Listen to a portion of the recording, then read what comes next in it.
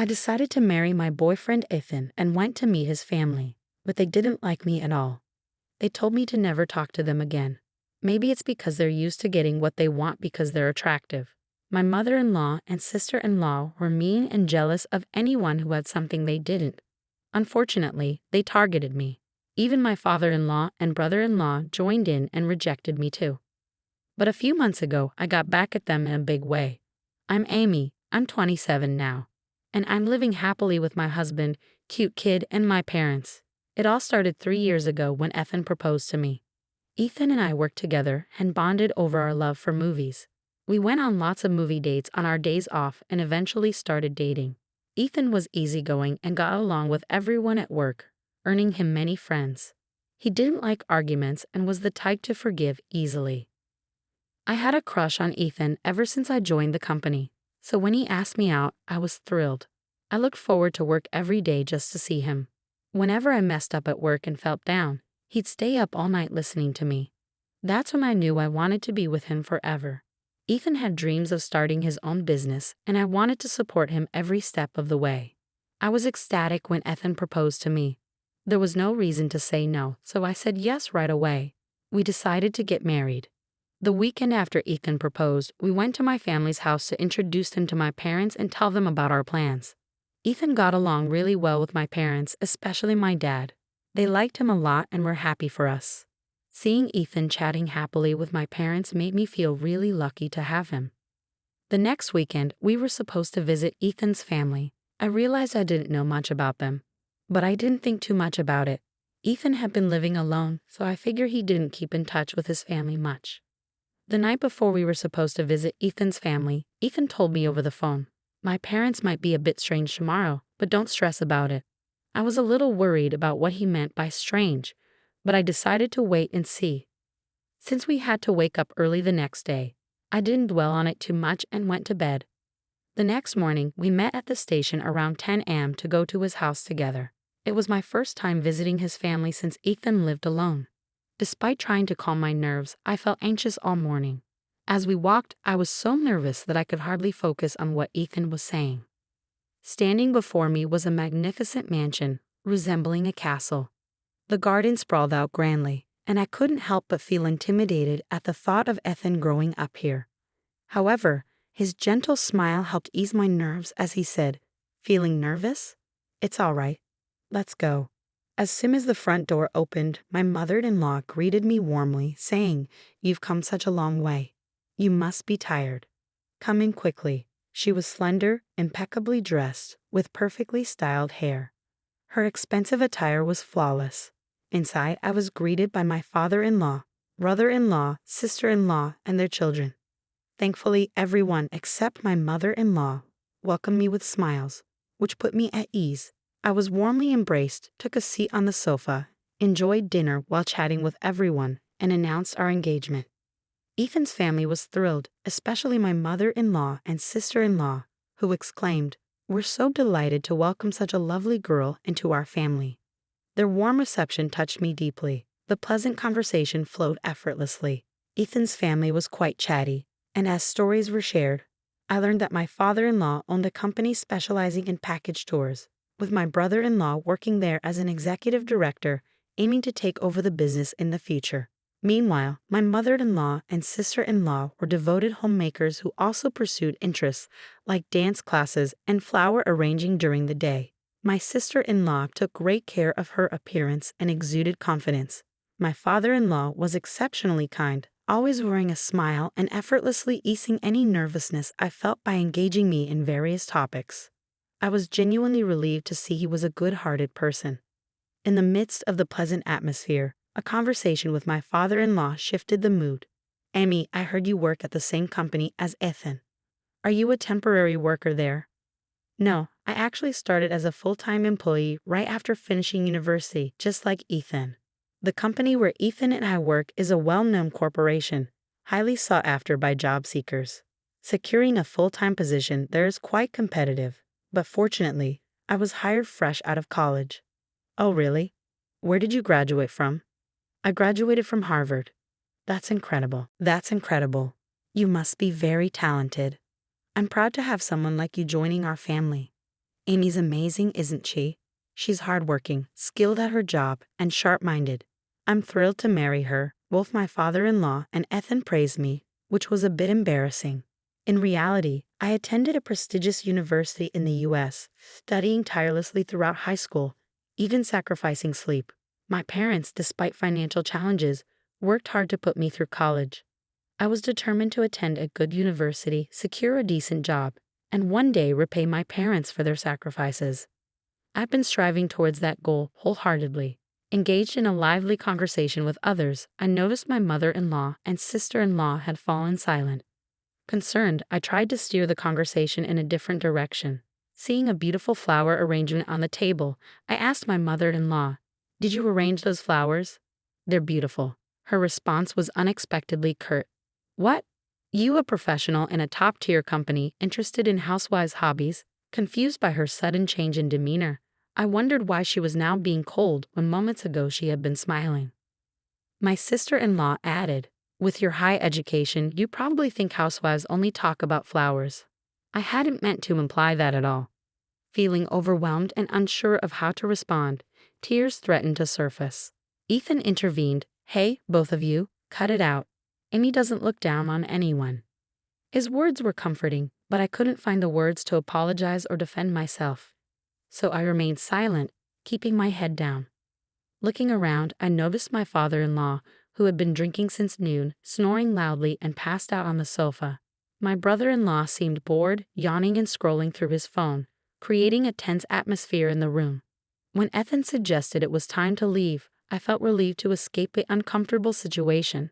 On our way back to the station, Ethan apologized, saying, "I'm sorry about today. My mom and sister have a lot of pride, especially when it comes to their high school education." According to Ethan, my mother-in-law had worked at a flower shop right after high school, where my father-in-law had fallen in love with her at first sight. She was undeniably beautiful, attracting many customers to the shop just to see her.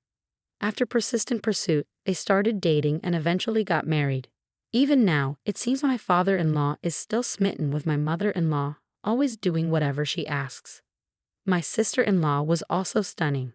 She and my brother-in-law had been classmates in high school and reconnected at a reunion in their early 20s. Seeing her beauty, my brother-in-law fell head over heels, and after persistent efforts, they ended up together. Like my father-in-law, my brother-in-law seemed to follow his wife's lead. Despite my higher education, I couldn't understand why they felt insecure. They were both beautiful women with caring husbands who always looked out for them. Yet, I couldn't shake off a lingering sense of unease and doubt about marriage. Nevertheless, with approval from both families, we began planning our wedding. Although some uneasiness lingered, I believed that open communication would help us understand each other better. "Don't worry. I'll always support you, Amy," Ethan reassured me, helping me stay positive. After nearly 6 months of meticulous preparation, just a day before our wedding, Ethan's phone rang. It was his mother. After a brief conversation, Ethan's shocked expression hinted at something unexpected. "What? Why? We can't just change it." "Hold on," he said before the call abruptly ended. When I asked what happened, I awaited his response anxiously. Ethan stunned me with his revelation. "My parents, they just informed me that they won't be able to attend the wedding tomorrow." "What? What do you mean?" I was utterly shocked and anxiously pressed Ethan for more details. According to him, it appeared that his parents had forgotten about a trip they had planned for the same day as the wedding and couldn't make it. I couldn't believe it. My future in-laws were backing out of the wedding at the last minute. We stood there, bewildered, struggling to comprehend why this was happening. Despite numerous attempts, we couldn't reach his parents for an explanation. Desperate for answers, we rushed to their house, only to find it dark and deserted, with no signs of anyone being home. I expressed my concern to Ethan. "When I visited your family the other day, I couldn't shake the feeling that I might have upset your mother and sister." Things felt tense towards the end. Ethan replied, "I've mentioned it before. Both my mother and sister have strong personalities. Smart women can be a bit stubborn. Even if they were upset, I wouldn't necessarily know." When I questioned, "But why would your father skip the wedding too?" Ethan explained, "My dad and brother-in-law, they tend to prioritize keeping the peace with their wives. They probably sided with them to avoid upsetting my mother." He looked troubled as he spoke, leaving me speechless. Ultimately, despite our efforts, we couldn't reach Ethan's family even on the day of the wedding. We had no choice but to proceed without them. Why did this happen? Did I inadvertently do something wrong? And was it truly just a matter of them forgetting about their planned trip to the hot springs? Even if it was, I struggled to understand why Ethan's family would choose a vacation over attending their own son's wedding. My parents, who had arrived at the wedding venue, were taken aback upon learning that Ethan's family wouldn't be attending. Ethan apologized to my parents, saying, "I'm truly sorry for the inconvenience my parents have caused." My parents reassured him, "It's not your fault, Ethan. Please don't worry. Let's just enjoy the wedding." Despite their comforting words, their expressions betrayed a hint of complexity. I felt awful for putting my parents in such a situation on our special day. Throughout the reception, we overheard whispers from both Ethan's friends and mine, all wondering, why aren't Ethan's parents here? Even our boss, who graciously offered to give a toast, inquired, "Where are your parents?" We were left grappling with how to respond. We couldn't possibly reveal the truth. My parents chose to go on a trip instead of attending their son's wedding. So when asked about Ethan's parents, we simply stated that they were feeling under the weather. What was meant to be a joyous occasion turned into a mentally draining ordeal. A few days after the wedding, Ethan and I visited his parents' house to share the news that the ceremony had concluded. "Oh, Amy, it's been a while. How was the wedding? Did you have a good time?" "I'm sorry, I couldn't attend because of my trip that day. I meant to bring you back a souvenir, but things got busy, and I forgot," she replied without a hint of remorse.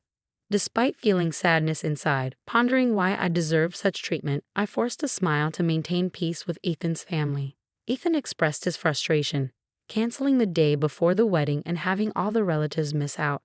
"Is that even normal? If you didn't want to come, we could have spared you the invitation."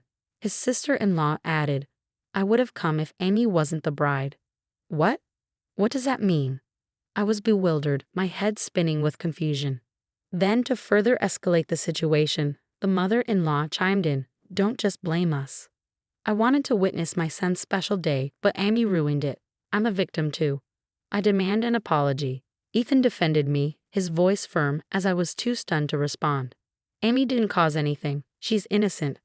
Finally, the usually silent father-in-law erupted, "Enough. How dare you barge in here on our day off to complain? Is that why you're here? Get out." With furious anger, he expelled us from the house.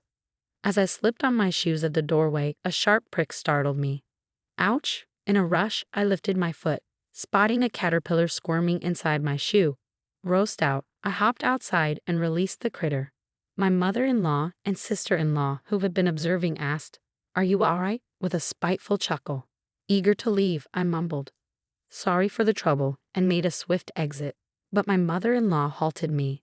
"Amy, please avoid getting involved with us, except for weddings and funerals." Huh? Before I could inquire further, she shut the door abruptly, ending the exchange. Confused about my apparent offense, all I wanted was to bond with Ethan's family. During the journey home, Ethan repeatedly apologized. "You don't have to force yourself to engage with my family anymore. I'm truly sorry." Hearing that my in-laws would have attended the wedding if I weren't the bride left me feeling guilty and perplexed, even though I didn't understand why. I couldn't help but sympathize with Ethan's predicament. The next morning, I woke up to an intense itchiness all over my body. It was unbearable, prompting me to leap out of bed and rush to the mirror, only to discover that my entire body was inflamed with fiery red swelling. Despite having to work that day, I quickly called in sick and headed to the dermatologist. It turned out that the swelling was a reaction to caterpillar stings, yes, from the one I encountered the day before. The itching was agonizing, and for nearly 2 weeks afterward, I struggled to sleep due to the severe discomfort. Reflecting on the incident, I recalled noticing my brother-in-law near my shoes at the front door when I visited Ethan's house. In the past, I might have dismissed it as a harmless mistake, but given the strained relationship with my in-laws, I couldn't shake off the feeling of distrust. About a month later, Ethan fell ill and was hospitalized. He had been experiencing persistent stomach pains for a week before seeking medical attention. Concerned, I insisted he take a day off work and accompany him to the hospital, where he was diagnosed with a probable gastric ulcer, requiring further tests and hospitalization. Despite the directive to only contact them for weddings or funerals, I hesitated but ultimately decided that Ethan's parents deserved to know, so I mustered the courage to give them a call. "Hello," my mother-in-law answered the phone. My hand trembled, and I felt queasy as it rang. That's how much my feelings toward my mother-in-law had soured. "Hello, it's Amy. I'm sorry for not reaching out sooner. I have some news about Ethan." "Oh, what is it this time?" Her dismissive tone grated on me. "Ethan's been hospitalized. They suspect a gastric ulcer and are running tests." "Ah, a gastric ulcer? Probably from overwork. Don't bother me with trivial matters." "I'm busy." "Trivial? Don't you care about Ethan?" "I don't want to hear from you." "I'll make it clear. I want nothing to do with you. Don't contact me again. I'm worried about Ethan." "I'll call him directly." Suddenly, my brother-in-law took the phone. "You're too persistent. Can't you see it's not a good time? I don't know what's going on with Ethan, but your constant calls are annoying." With that, he hung up abruptly. The click of the receiver felt like a breaking point. Their cruel words echoed in my mind. My mother-in-law's rejection, even with her son in the hospital, and the whole family's unilateral dismissal left me seething. They don't want me to bother them. Fine. I want nothing to do with that family. I won't ever reach out to them again, no matter what.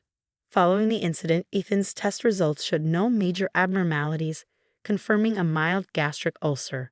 With medication and care, his health improved significantly. I shared everything with Ethan, who, with determination, said, "Let's distance ourselves from my family. Amy is all that matters to me now. If they can't accept her, they're not family, regardless of blood ties." A year later, Ethan left his job to pursue his longtime dream of starting a software sales business. This dream had been brewing since before our marriage, and he used his experience to make it a reality. Ethan dedicated himself tirelessly to this endeavor. And though we're still in the early stages, witnessing even a small part of his dream come to life filled me with joy. Our happiness multiplied when, a year into his business venture, we welcomed a healthy baby boy into our lives. My parents were thrilled about their new grandchild. Despite the nearly 2-hour journey from their home to ours, they visited frequently, filling each day with happiness. Naturally, we didn't inform Ethan's parents about the birth. Even if we had, they likely wouldn't have shown interest anyway, so it didn't bother us much. Since the phone call, we hadn't heard anything from them, which was a relief. It felt comforting to be free from the stress of dealing with Ethan's peculiar family. Then, several months later, something unexpected occurred. The novel coronavirus began spreading globally, prompting our country to declare a state of emergency and urge people to stay home. News coverage was dominated by discussions about the virus, highlighting its impact on industries like restaurants and tourism. Seeing the challenges these sectors faced made my heart ache. I found myself wondering about the state of Ethan's father's package tour company, but honestly, it wasn't my concern. In fact, I might have even smirked at the thought of how his business was faring. Despite this, Ethan's own business was thriving. Although there were initial financial uncertainties, our income had surpassed what Ethan earned as an employee, and things were going smoothly. During this period, Ethan started receiving numerous calls from his parents' home. However, he seemed hesitant to engage with them, often ignoring the calls altogether. Voicemails piled up, but Ethan chose not to listen, adamant about distancing himself from his family. I frequently reassured Ethan, saying, "You don't need to worry about me. It's okay to reach out to them." Despite my disdain for his family, I felt guilty about potentially causing Ethan to sever ties with his parents. Yet Ethan remained steadfast, insisting, "Amy is the most important person in my life, not my parents. If they can't accept you, even as my parents, they hold no value to me." I felt a mixture of sorrow and admiration for Ethan's unwavering loyalty. Despite Ethan's ongoing refusal to answer calls from his parents, a letter arrived one day from their family home. Its contents were straightforward. "Our business is on the brink of bankruptcy, and we need to discuss urgent financial matters." Their audacity was astounding, considering they had cut ties with us. They demanded immediate contact, but we chose not to respond. Let them deal with their own troubles. That's what they deserve. Soon after, my phone began to ring incessantly. Since I was at work, I didn't notice the call, but a voicemail was left behind. It seemed Ethan's parents, unable to reach him, resorted to contacting me despite my earlier request not to. Reluctantly, I listened to the message only to hear, "Is this Amy's number?" If Ethan keeps ignoring me, I'll pay him a visit. Make sure he knows. That was the extent of the message. 2 days after the voicemail incident, Ethan had a rare day off as it was Saturday. We were enjoying a peaceful family time at home, discussing our plans for the day after lunch when the doorbell suddenly rang. Glancing at the monitor, I saw my 4 in-laws standing outside. Ethan, noticing my shock, approached to see for himself. With a heavy sigh, he suggested we ignore them, confident they would leave if we didn't open the door. But I felt differently, thinking it would be pitiful to leave them standing outside after they had made the effort to visit. Ethan hesitated for a moment before agreeing to unlock the door. But pitiful? I couldn't bring myself to feel that way about such unpleasant in-laws. I intentionally kept the voice enough from Ethan, knowing it would draw them to our doorstep eventually. My surprise at seeing them on the monitor was just an act. I anticipated their arrival. There was a motive behind letting Ethan's parents into our home. A retaliation was brewing, and it was time for a showdown. As soon as the door swung open, the 4 of them barged in without any sense of courtesy. Annoyed, they grumbled about the delay in opening the door. Their lack of manners was astonishing. Upon entering, Ethan's mother noticed our son playing happily with his toys and questioned his identity. I calmly replied that he was our son. She remembered my request not to contact us but dismissed it, claiming it wouldn't make a difference since we didn't seem interested anyway. Her contemptuous gaze and muttered remark about my cheekiness only fueled my resolve. I found myself relishing the moment and decided to address Ethan's father directly. So, what's the purpose of this unexpected visit? It would have been courteous to inform us beforehand if you intended to drop by, I remarked casually. Ethan's father, visibly irritated, retorted, "Didn't you read the letter?" "You mean the one that arrived 2 days ago?" I countered. His response was laced with frustration. "If you had read it, you would have contacted us." It clearly stated the urgency of the matter. Swiftly, I replied. "Oh, you wanted me to reach out? But you made it clear you wanted no association with us." I saw no reason to comply. Suppressing my amusement at the stern expressions of the 4, I noticed Ethan, my husband, staying silent, wisely allowing me to navigate the conversation. It was incredible to think he was raised by parents lacking such basic sensibilities. Suddenly, my father-in-law's demeanor shifted, and he began pleading, "I apologize for the past. With COVID wreaking havoc on our business, cancellations are rampant and new bookings are non-existent. If this persists, we face ruin. Can you spare some financial assistance?" I remained composed as I responded, "I sympathize with your situation, but I must decline. It's not easy to extend help to someone who's severed ties." However, genuine remorse might sway my decision. Enraged, my father-in-law erupted, attempting intimidation with a furious glare. Unfazed, I stood my ground, resolved to handle things my way. I made no demands. The choice was theirs.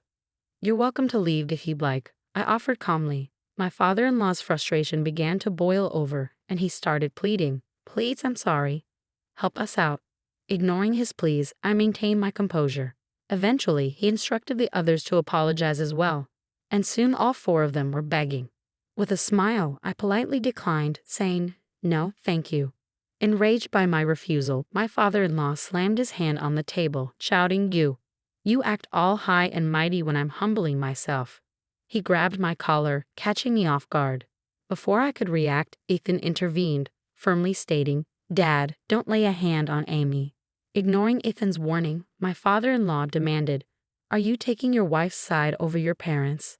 Ethan's response was unwavering. "Amy is the most important person to me right now. I can't condone mistreatment towards her, even from my parents. If you can't sincerely apologize to Amy, then leave." Infuriated, my father-in-law struck Ethan in the face. Amidst the chaos, I attempted to reason with him, but his anger only intensified. He began kicking Ethan while he was down, prompting me to intervene. As I tried to restrain my father-in-law, he pushed me aside, causing me to collide with the table's edge. Pain shot through my head as I realized I was bleeding. In a panic, I shouted for help, hoping someone passing by would hear. The other 3, frozen in shock, watched as my father-in-law continued to rampage, demanding money. Desperate, I opened the balcony window and cried out for assistance, fearing for our safety. 5 minutes later, the police arrived on the scene. My father-in-law's demeanor quickly shifted attempting to downplay the situation by claiming it was all a misunderstanding. He even went as far as to accuse me of being drunk and shouting nonsensical things. I wasted no time in explaining to the officer the truth of what had occurred, urging them to take action against my father-in-law for assaulting both my husband and me and causing property damage by ransacking our home. In a sudden outburst, my father-in-law denied any wrongdoing and lashed out, punching a hole in the wall. His actions led to his immediate arrest, with the other three also taken in for questioning. My father-in-law was subsequently held in jail for some time.